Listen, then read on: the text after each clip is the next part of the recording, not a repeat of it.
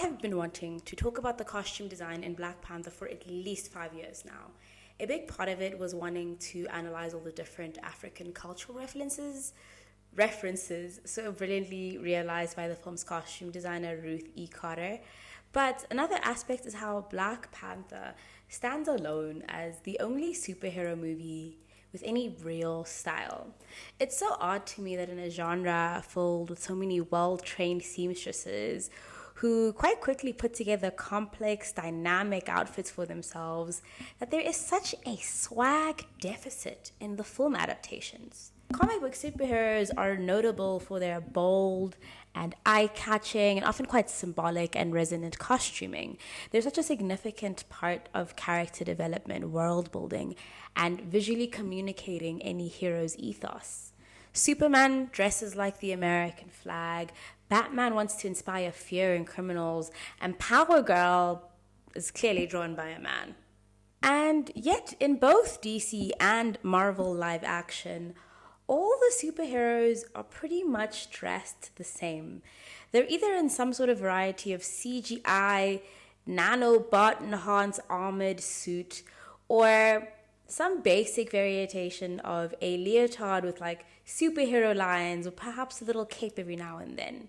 Even when they're not in their gear, like their superhero outfits, I cannot for the life of me think of a fashionable superhero character or one whose costuming possesses any depth and flair, particularly as it relates to enhancing the narrative. And you might say Loki, Agatha, Wanda, they all offer this, but they're either started as or became villains, so they're not really heroes. And it is a very tired Disney thing to have all of your antagonists be incredibly stylish. They're criminalizing serving cunt over there. So back to why I've been putting off this project for half a decade now. Even though I have now watched and rewatched Black Panther at least 30 times. I can't even say it's my go-to superhero flick, and it barely even cracks my MCU top 3. Most people will probably be disappointed to know that my number 1 is the first Avengers movie, but Mother no, you wear her dress. It's just priceless. And it's kind of weird that Black Panther is so low on my list, because my other favorite movie of all time also takes place in a fictional, never-been colonized African kingdom, and that is 1988's Coming to America, which premiered 30 years before Black Panther. Now, there is a good chance most of what I love about Coming to America is being transported back to my childhood and seeing this African fairy tale with my dad and having him enthusiastically greet me with, "Good morning, my neighbors," every morning before he took me to school. And also there was that really beautiful pink wedding dress that I dream about often. And in retrospect, the film has a lot of flaws, but absolutely none of them are in the costume design, which I'm certain is directly responsible for the generation of Black-centered cinema in its wake, like Michael Jackson's Remember the Time, which, by the way, was kind of a first in depicting Egyptians as black, then Beyonce's Black is King, and of course, Black Panther. It's one of the best examples of Pan-African costume design that manages to blend Western and African dress in a really balanced way, while still offering something that feels fresh and exciting, even if you're watching it now 37 years later. And you can kind of see how Black Panther is very much sort of the child, the descendant of Coming to America. And with that in mind, it's really odd that I've just never experienced the same enthusiasm so many other Black people all over the world did in 2018, to the extent of showing up to the cinemas in various cultural regalia. And mind you, I love to dress up for a movie. I know for some people, the fact that these stories demand fictional African nations is problematic. And while there's much to be said about this very Americanized ideal of an Africa that doesn't exist, I think it makes sense for the realm of Afrofuturism as a genre, which is about blending and distorting both past and present to offer a vision of the future outside of the limitations of colonialism, slavery, and trauma of Black people. And I think it helps us envision these futures by suspending our disbelief and interrogating our thinking by being able to place us in an outside perspective. It's so much easier to approach these ideas or consider these possibilities when it's not directly tied to your very lived real reality.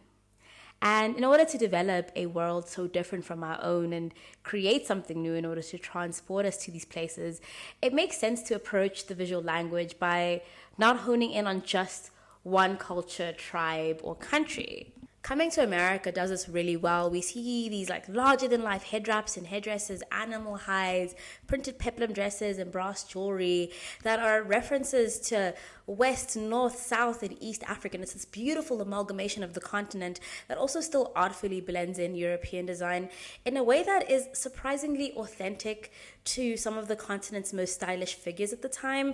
Like, I think of the Ethiopian Emperor Haile Selassie, definitely the best dressed dictator alive. Oh, actually he's dead now. And then there's also, you think about the people that you see in like mid-century photography of like Mali and Ghana and Nigeria, and it's very much so good at capturing the essence of like what the like postmodern African aesthetic was at the time, while also still incorporating a lot of its traditional elements. However, back in 2018, Bhakti Sringapur and Ainahi Edoro asked a really interesting question. How is it that in a futuristic Africa, a Himba woman looks similar to how she appears in National Geographic magazine? Writing for Africa as a country, they go on to explain, in Kugler's mind, as in the minds of many writers and artists, there is really no difference between the Himba woman as an ethnographic fact of the African world and the form in which she is artistically represented as a figure of the future. A truly utopian gesture would have been to be a bit more inventive. The fetish for tribal culture, nativism, and indigeneity is also illustrated in the design elements for the all-female Wakandan warriors known as the Dora Milaje. More evidence of an archetypal anthropological imaginary are the bare-bodied duels on the top of a waterfall, the long traditional ceremonies involving drinking panther blood, the making of life-giving potions with a mortar and pestle, the encounters with ancestors under the obligatory acacia tree, and the oddly herbal nature of vibranium. Oh yes, the glowing, throbbing purple vibranium is squeezed out of a really exotic African flower. The Jabari tribe, who exist autonomously in Wakanda and are also quite wealthy, have descended from gorillas and use barking as their war cry and decorate their palace with twine and twig art. So essentially, I interpret this argument that Wakanda fails as a vision of utopia because it's too rooted in the current reality of depictions of Africa and is too based in more of the sort of like anthropological, ethnographic kind of study you see. It feels like they find the use of traditional clothing and medicine as leaning into very reductive stereotypes and archetypes of Africa, which they seem to posit is very far removed from the lived modern day reality. And I think that argument's kind of bullcrap, to be honest. Like, I think it fails to recognize that African spirituality and mysticism and traditional medicine is a kind of technology deserving of the sci-fi and fantasy genre. And it also just happens to have its roots in our daily lives as well. And that also for many Africans, reconfronting and re-examining history is an essential part of the decolonization process. It also presents like traditional or cultural dress as stagnant or stuck. And I don't understand, why does the representation of a Himba woman in National Geographic feel like something that is purely anthropological and not something incredibly fashion forward, something completely generating newness, something that changes over time and is constantly in flux? Why is it that the assumption that historical or cultural artifacts and practices don't change over time, that they aren't continuously being updated and interrogated? I feel like it feeds into a lot of restrictive Western notions of African culture, that it is the opposite of modern and it is stuck in this ambiguous before time.